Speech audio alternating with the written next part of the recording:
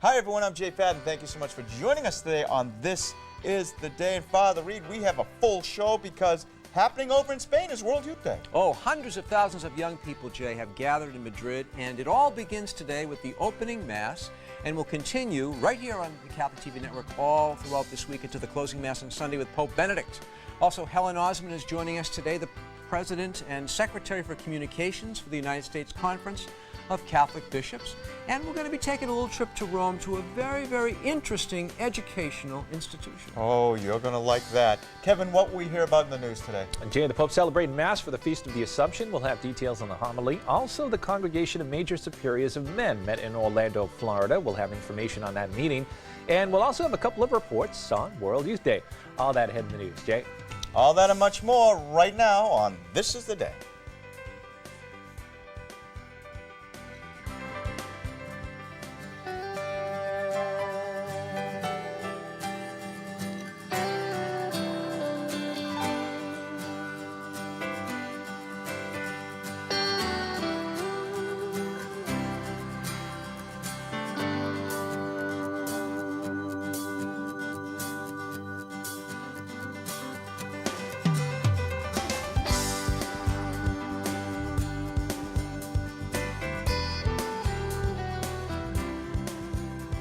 Hello, hello, hello. I'm Jay Fadden. Thank you so much for joining us today on This Is the Day. As always, not as always, because it's not always the case, but today at least, my great friends Kevin Nelson and Father Reed are here with me. How are you?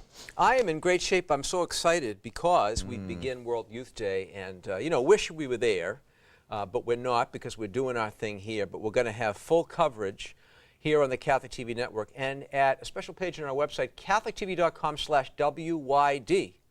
Oh, really? Oh, yeah. Absolutely. You can watch on Catholic TV. I know Salt and Light will have coverage of that too, and all the other stations. So that's a wonderful, wonderful thing. And the nice thing is, if people miss the various times, it's basically, well, it begins Tuesday night at 8 o'clock. It's basically 8 o'clock and noon every day. There'll be coverage of the events of that day. And if you miss it, you can just go to catholictv.com/WYD, and you can look at it after the fact. You can also look at World Youth Days past. Well, you're going to be very tired because I know for you, the opening Mass, you have to give commentary and so on and so forth, which I guess you enjoy. Yeah, I know. That energizes me. I mean, I just think it's a tremendous opportunity. We're looking some of the footage right now, and what I always have enjoyed about this is all the young faces and so many people. As a matter of fact, I think that this is the most people who have ever, from the United States, who have gone to World Youth Day. It is, which makes it historic for us as Americans. And, I see the image of Blessed John Paul II, and there he is in his prime, in his youth, and he originated this whole thing. And it was actually my last year when I was a student in Rome in 1985 when he first called young people together in the square of St. Peter's on Palm Sunday, and that was the beginning. And then, of course, it became every 2 to 3 years an international event, as it is this year in Madrid, Spain. Well, what's interesting is I remember some of these oh so well because I've been here for a couple of years. Yeah, maybe couple a year or two. Couple two tree. And it is always exciting. I love that they have the themes too, and that they send the young people out. It's not just here you are, have a great time, great. Here's Madrid, Spain, a beautiful place. Glad you could join us. Hope it's been a great vacation. No, it's more than that. It's really about evangelization and mission too. It's very symbolic of life. In fact, all of us as believers, as baptized, we're on a pilgrimage. We are pilgrims, and we have a journey, and we're headed to a destination. That destination is to see God face to face in His kingdom. And so, part of that journey is to be together, to celebrate our faith together, to learn from one another, and to be energized for these young people to bring the sense of the faith and living the faith back to their homelands, because practically every country in the world is represented at World Youth Day, and to begin to live that faith more profoundly and to be witnesses to their families, their friends, their classmates, and their countries. Well, when I went to Denver back in 1993, I think it was. 93, yeah. 93. You were a younger man then. I was a much younger man then. Two of the guys who actually were on the bus with me became priests. Really? Yeah. Very, very touched. Talking about being energized and encouraged. Yeah, they got very, very energized by that. They became priests.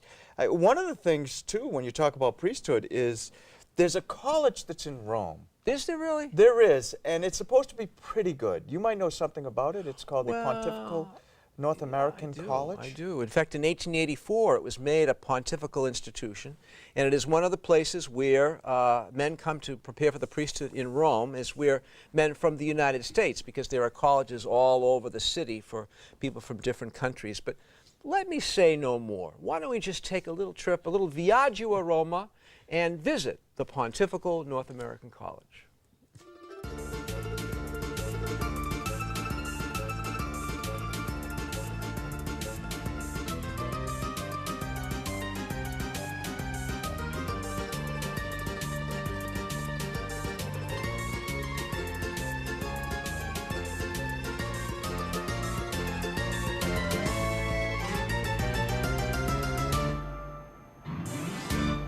We're back in Rome. I'm Father Reed.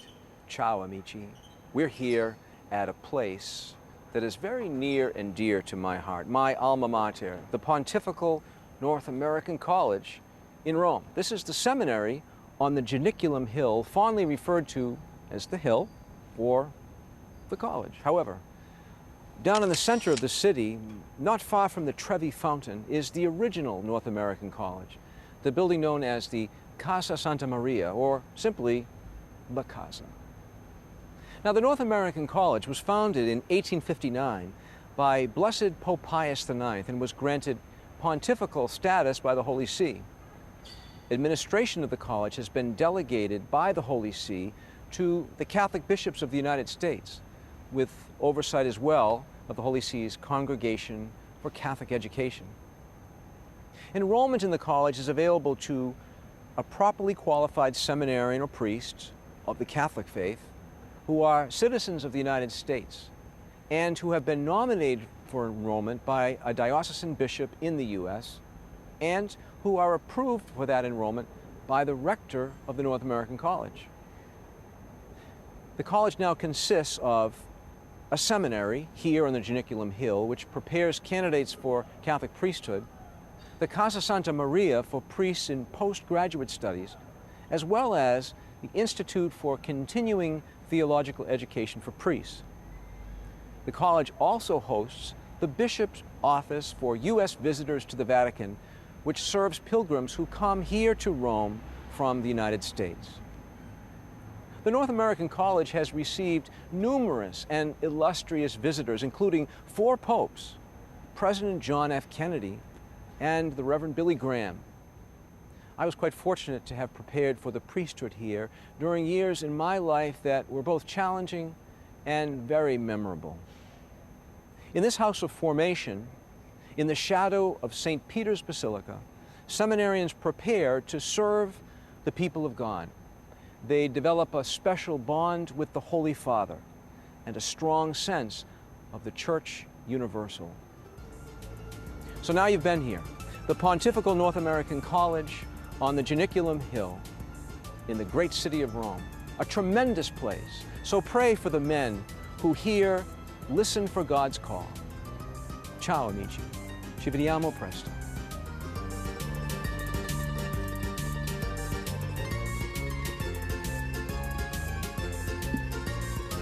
You know, I have to say, we have now done 31 of these. That was the longest one. Now, is there a coincidence that the longest one is where you attended college? I was laying on a little thick there, wasn't I? No, it was excellent. But it's all true. The best part was the great hair. place. I love the hair. A lot of You hair showed back the picture then. of you back A lot then of in hair 85? back in those days. 1980. Well, you still have a lot of hair. It's just you don't let it grow. I didn't know you went and got that footage of my class Well, picture. that would be Tim, who's behind this camera over Tim. here. Who snuck that in there. Hey, I have to ask you, though, when you see something like that, does it bring back great memories?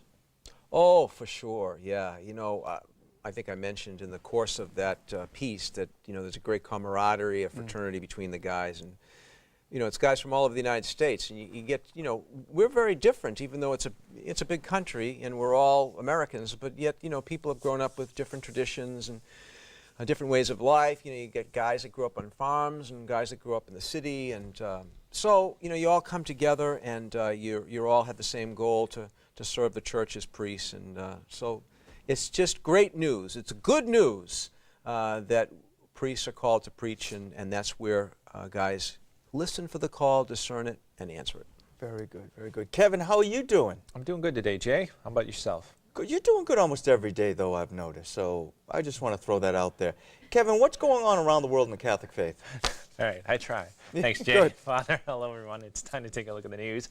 And we begin with news from the Vatican. During his homily for the celebration of the Feast of the Assumption of Mary, Pope Benedict XVI said that temporal things can wait.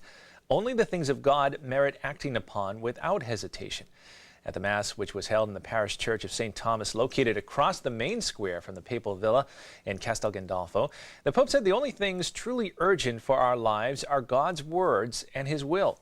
The Pope spoke of Mary visiting Elizabeth in haste, saying Mary's sense of haste is important because it shows the only things in the world that merit haste are exactly the things of God. The Pope said that in the New Testament, the Ark of the Covenant is a living, concrete person, the Virgin Mary. She is the dwelling place for God by carrying Jesus in her womb, showing that God no longer lives in some static location, but lives in a person and in one's heart. Later in the day, Pope Benedict led the recitation of the Angelus Prayer with visitors gathered in the courtyard of the villa. The Pope also recited the Angelus Prayer at noon on Sunday at the papal villa. Many of the visitors in the courtyard were young people en route to World Youth Day in Madrid. He asked everyone to accompany us with your prayers for the spiritual fruitfulness of this important event in the Spanish capital. The Pope will attend World Youth Day events August 18th through the 21st. And speaking of World Youth Day, which opens up today with an evening mass in Spain, the Vatican has released the most recent details of the Pope's journey to Madrid.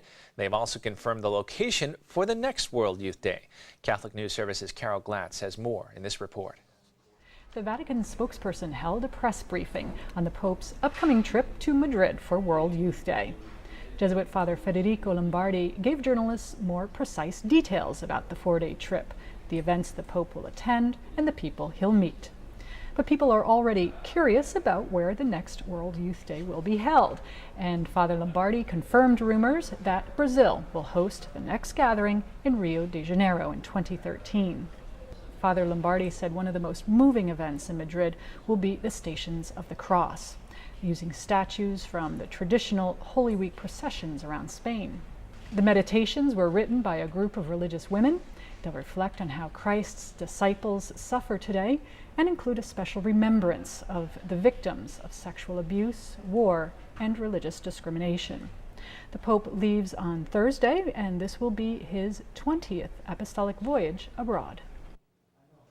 Looking now at news from around the country, discipleship and service were two key issues addressed during the recent assembly of the Congregation of Major Superiors of Men, the CMSM, in Orlando, Florida. Cardinal Peter Turkson of Ghana, president of the Pontifical Council for Justice and Peace, said in his keynote address at the event that Jesus' celebration of the Last Supper in the Gospel of John becomes the occasion for Jesus to explain and to present the life of discipleship as participation and identification with the life of Jesus. Cardinal Turkson said beginning with a realistic attitude and approaching difficulties with discernment is how leaders of men's religious orders and the priests and brothers under their care can better exercise discipleship. He said new responsibilities should be approached with confidence rather than resignation. Jesuit Father Thomas Massaro, a professor of moral theology at Boston College, said in his address that it is just not reasonable to expect to impact lives in the most profound ways through classroom activities alone. He said to change the world, you'll have to contribute to transforming people, not just reshuffling the ideas in their heads. In other news from around the country, as hundreds of thousands of young people descend on Madrid, Spain, Rome Reports focuses on World Youth Day and vocations. The number of priests ordained in the United States is growing, and the average age of the newly ordained is shrinking. Rome Reports shows us how World Youth Day, church service, and family support are affecting the number and age of men entering the priesthood. More than half of the priests who were ordained in the U.S. in 2011 were between the ages of 25 and 34. This according to a report released by the American Conference of Catholic Bishops. About 480 priests were ordained this year, and roughly 20% of them attended World Youth Day at one time in their lives. This year, there was a 10% jump in the number of ordained priests when compared to last year, when there were 440. In 2008, 401 American men became priests. In the last 5 years, there's been a trend where, on average, those ordained are slightly younger than the year before. The report shows that 71% of the class of 2011 were altar boys at one point. 4 out of every 5 say both their parents are Catholic. A third had a family member who was a priest or nun. This time around, nearly 30,000 pilgrims from the U.S. are planning on going to World Youth Day in Madrid. They will all be divided in 967 groups. 64 American bishops will also attend. More than 1 million youths are expected at World Youth Day when it kicks off on August 16th. And finally in the news, Bishop Andrew Whippich and Bishop Alberto Rojas have been ordained Chicago's newest auxiliary bishops. The Episcopal ordination of the 2 priests was held at Holy Name Cathedral after Pope Benedict XVI named them as auxiliary bishops for Chicago on June 15th. At the time of their appointment, Polish-born Bishop Whippich and Bishop Rojas, a native of Mexico, were both parish priests. Chicago's Cardinal Francis George was the principal celebrant of the ordination mass and the main consecrator. The 2 new bishops will head a vicariate of the Chicago Archdiocese. Bishop Rojas will also serve as Archdiocesan liaison to Hispanic Catholics, and Bishop Whippich will be Archdiocesan liaison to Polish Catholics. Bishop Rojas is the 27th active Hispanic bishop in the United States. Bishop Whippich and Bishop Rojas join a team with Cardinal George and the Archdiocese's 5 other auxiliary bishops. And that is all the information we have for you on this Tuesday, August 16th. We go back over to Father Reed and Jay with more of This Is the Day. Hey, Kevin, quick question for you. Are the kids, no, it's a good one. Are the kids getting ready for school? They are, yeah. Because I know James has locker day today. Locker day? Yeah, he has locker day today, and he found out, and I was just telling Father this, he does not have one friend from his old school in his group in school. So that's going to be a big adjustment. That's going to be a bit of a change. Yeah, new school. Now he's in the middle school. It's going to be a challenge. Yeah, it's going to be a challenge. So hopefully some new friends, maybe. Yeah. You never know. Always makes a parent a little bit, nervous when my wife called me and just said, What can you do, though? What can you do? You just move forward. Hey, yesterday was a huge day in the life of the church. It was the solemnity of the Assumption of the Blessed Virgin Mary. My favorite Marian feast, because I just think it's so cool what Jesus did for his mother. He allowed her to come into heaven, body and soul. And if he does that for his mother, you figure, well, she's there now, right next to him, so she can whisper all of our needs and prayers into his ear. And we hope one day that that's what he's going to do for us, too. That we'll be, in heaven as Mary is, in our entire person. So I know for me, I'm very fortunate. My mom's still with me. But for you, when you have that Mass, I know you always remember your mom in a very special way. Yeah, because she died around this time of year, you know, so... And it's such a great relationship, your mom and your dad. And we have a great relationship with the USCCB. Helen Osman, who is the Secretary for Communications, and she's in charge of this whole kind of cluster of communications work, their internet, their Office of Media Relations, their publishing, the Catholic Communications Campaign, film and broadcasting. She's got a big job. She certainly does, and we had the opportunity to speak with her. So let's hear what Helen had to tell us.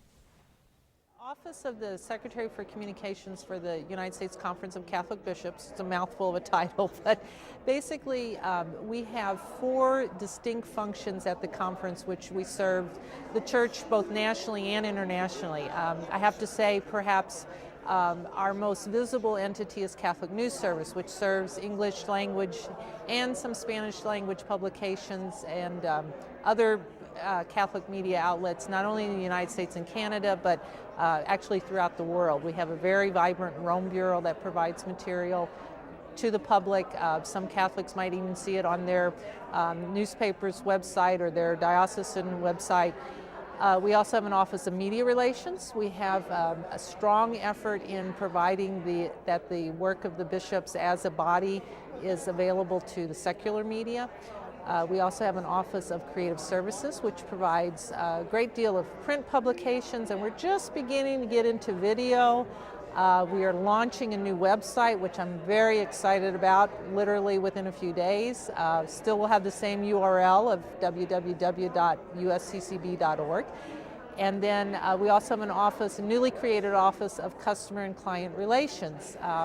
Just in the realization that people expect to have an office that they can turn to purchase products, or also to be able to understand how to access many of the material that's actually free to the public.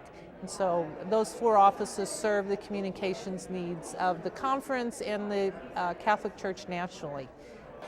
The most popular feature on our site, again, which is www.usccb.org, are the daily readings. We have the New American Bible, the scripture readings for each day available.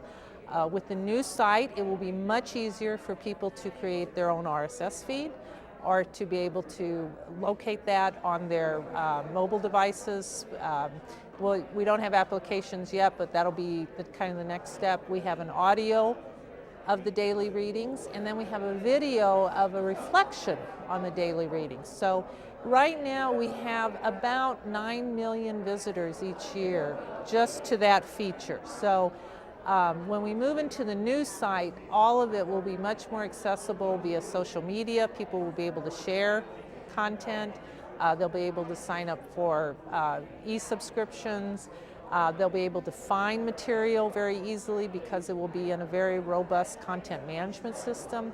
So I'm very excited because I think it means that the material that the bishops have created over the years, and there's just amazing how much content we have, both catechetically and also in our advocacy work, that will now be more accessible to people. The church needs to be present in all the venues of communications because that's where people are. If we're not there, we're not relevant to them. We're seeing that the numbers continue to rise on those who receive information online, whether it's from news outlets or in other ways. For many people now, the first place they turn when they want to find information is through a search engine. That's become part of our normal vocabulary. Who would have thought? You know? And if the church is not there, then for most of those folks, that means it's invisible. So that's not being true evangelizers if we're not where folks are. I think the new media is critical to new evangelization. The Holy Father, Pope Benedict, issues a World Day of Communications message every year, and his last 3 messages have been very pointed, may I say, to say that it is critical for the church to be using these tools of communication to help people understand their relationship with God, their relationship with one another. And again, if we're not there, they're still swimming in this world, but there's no guidance there, there's no formation available from the church. It's a void. Pope Benedict talks about it as a digital continent, and we should think of it as missionary territory, and it's a different culture. And those of us who are a little older and a little grayer, we're digital immigrants, so we speak with an accent, but we are responsible. It is a responsibility of ours to engage in that culture and to be on that continent, talking with the natives. We have much to learn from them, but we also bring a wisdom that's important, especially for young people. This is their world. They're not interested in necessarily opening newspapers or whatever. But one of the exciting features of this new media is it allows us to jump over physical divisions or physical boundaries. One of the most exciting projects I think the conference has engaged in is we now have, through our Facebook page, the opportunity for people to do a virtual pilgrimage to World Youth Day. You can become a pilgrim, you can create your own avatar, you can then watch everything that's happening during World Youth Day, you can contribute in advance, you can read all of the content from Catholic News Service and our other wonderful sources. We will have pilgrims who are on the ground in Madrid posting pictures, making comments. So it will be a way for those who physically couldn't be in Madrid to more actively participate in World Youth Day. So I think it's a very exciting way to use these new tools in a way that allows people to be more fully engaged in the life of the church. The easiest way to do it is if you're on Facebook to look for the United States Conference of Catholic Bishops. Search for the full title. and it is on our fan page. You would become a fan of the conference. Many dioceses are also providing a link to it from their diocesan website, so that's another way to do it. Good coffee today? Great coffee. I just want to make sure that that's good. Great coffee. Great to have Helen. It is always good to have Helen join us, telling us what's going on with the great work of the USCCB. I will say this, she talks about new media, and we have World Youth Day coming up, and I know you're a big fan of World Youth Day. Clearly. Well, I mean, as you were saying, Jay, it's all about new media now, it's social networking, and that's how the word's getting out too with World Youth Day and all these people that are over there now twittering and Facebooking their experiences. So it's great to get sort of real-time reactions from people that are there. And that being said, on Catholic TV, we have now, you can watch on the iPad, you can do all that stuff. You can. You know, we try to take our coverage of World Youth Day and everything we do here at Catholic TV and extend it as much as possible. So we have our printed magazine and television, which I guess is kind of old media. But then we have our website, catholictv.com/WYD. And as Jay mentioned, you can watch a live stream of Catholic TV, particularly when we're covering the major events of World Youth Day at your iPad. You can just go to your iPad, go to catholictv.com and click on the arrow, and you can watch live wherever you are. And we're going to have pictures and updates and video on Facebook and Twitter and all the rest. So we're trying to extend our coverage of World Youth Day to every possible extension, every possible version of new media. It's good to mix in the old with the new, though, Father. Sure. You know, yeah. Get some. That's why we bring Jay in. I'm the new. You're the old. All right. Well, not you. Well, not you either. I will say, though, we said this before, if you have the opportunity, maybe you have a friend who is younger, who isn't going to church for one reason or another, invite them in to pay attention to World Youth Day. So this will be their chance to really see what's going on, that the church is alive and it's vibrant. And as we talk about new media, we'd like to welcome a new staff member here at Catholic TV. Helen Lee is joining us, who's going to do some things with our Facebook and Twitter and YouTube and things like that. So she's sitting right over there. She's sitting right over there. That's who I'm waving to right now. So that's Everybody always wave. great news.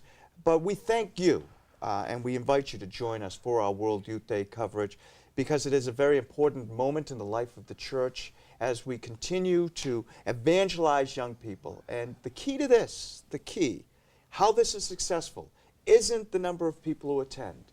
It's not about everything going on the periphery. It's about these young people, at the end of the day, being energized, going to their respective country and talking about Jesus and talking about their faith.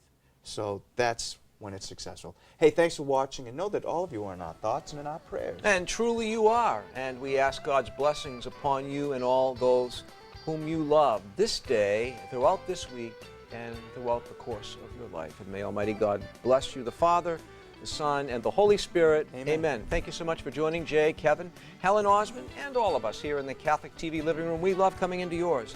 Until next time, everyone, God bless. Have a great day.